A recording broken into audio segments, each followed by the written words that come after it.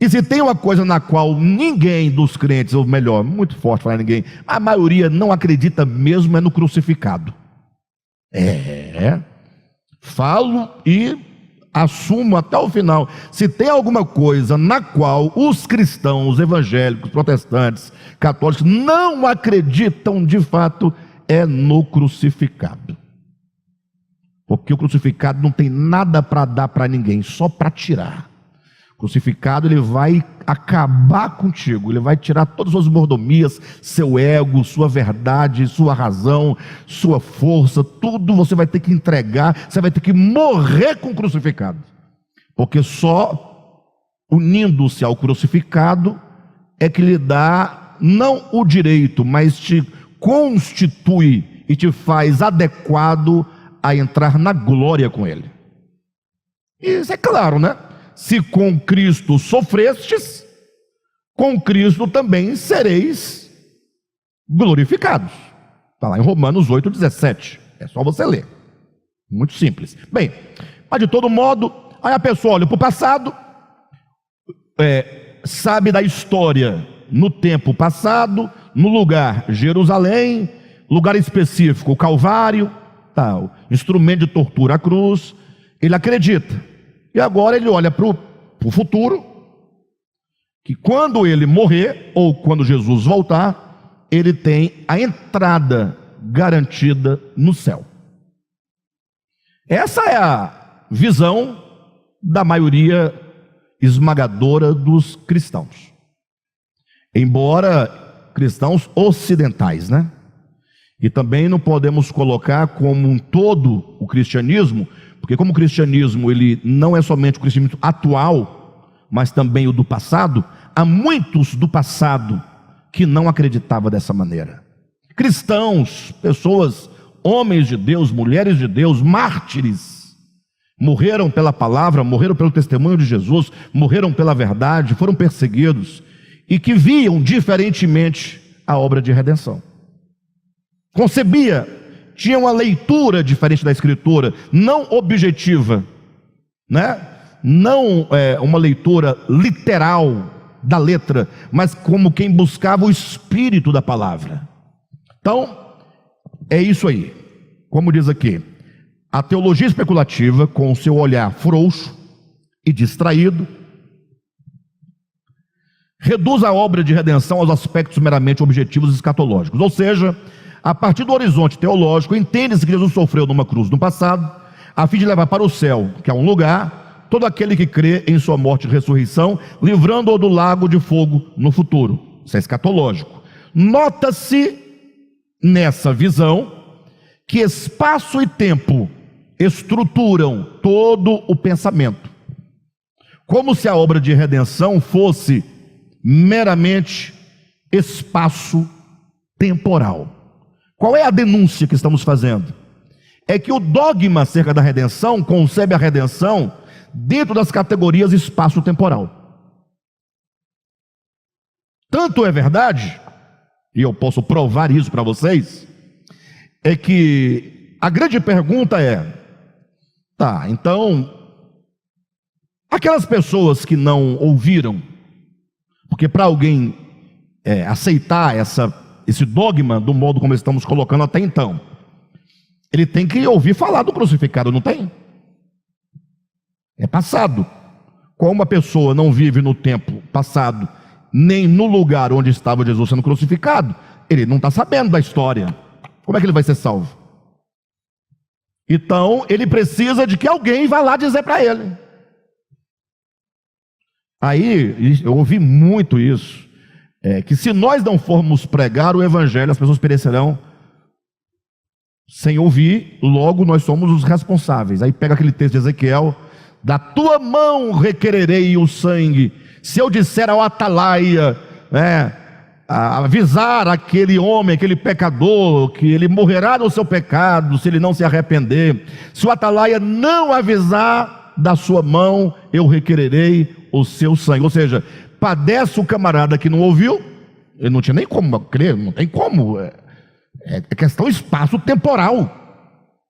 E agora vai se dar mal quem deixou de avisar. O outro porque não sabia, o outro que não avisou. Não, é engraçado, mas essa é a ideia. E há aqueles que dizem que pouco importa se a pessoa não ouviu, não tem como ser salvo sem ouvir o Evangelho. Eu falei, tá bom, então, olha só o problema espaço-temporal.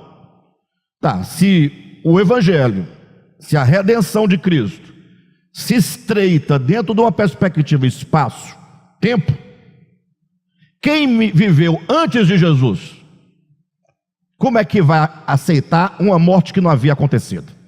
Não tem como. Ah, mas tinha um povo de Israel. Ah, mas o povo de Israel não entendeu nada. Me diga uma coisa que o povo de Israel compreendeu acerca de Deus. Uma coisa. Entendeu nada. Porque não somente fizeram tudo o contrário do que dizia lá, não é? Como quando o próprio Messias veio, eles mataram porque não concordava, porque não batia a pessoa de Jesus, a obra de Jesus, o Espírito de Jesus, as palavras de Jesus, o conceito do Pai acerca de Jesus, acerca do Pai, não batia com as categorias da Torá que eles tinham e a sua interpretação. Mataram. E até hoje não aceitam. Até hoje. Logo, antes de Jesus, quem foi salvo? Ninguém.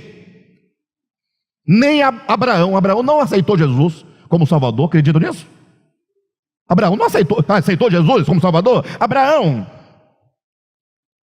Ah, mas ele creu em Deus, mas não creu em Jesus. É o pai da fé. Está perdido. Não creu em Jesus. Ah, mas Deus, não vem com história. Abraão não creu em Jesus. Dentro dessa categoria espaço-tempo, impossível. Moisés também não, Daniel também não, ninguém. Então os salvos vão começar a aparecer e Jesus para cá. Perfeito? Só que de Jesus para cá tem um problema, que o Evangelho foi levado sobretudo para o mundo ocidental, para o lado do Ocidente. O Oriente até hoje há lugares em que nunca chegou lá essa história. Muitos lugares. Sem contar civilizações tão remotas que nunca ouviram falar, embora vivesse depois de Cristo para cá.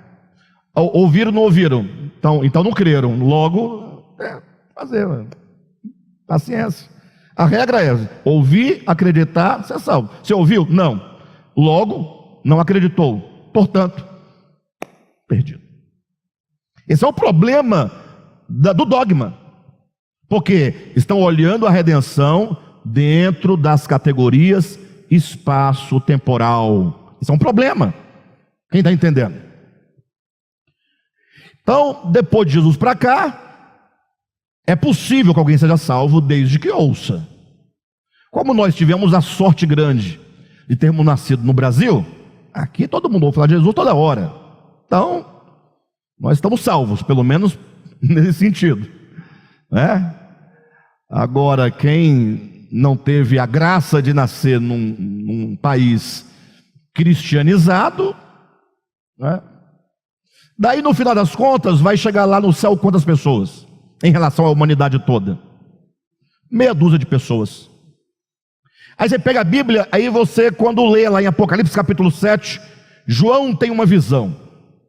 Diz que ele diz assim: vi diante do trono de Deus, pessoas de todos os povos, de todas as línguas, de todas as nações, de todas as etnias. Ora, como assim?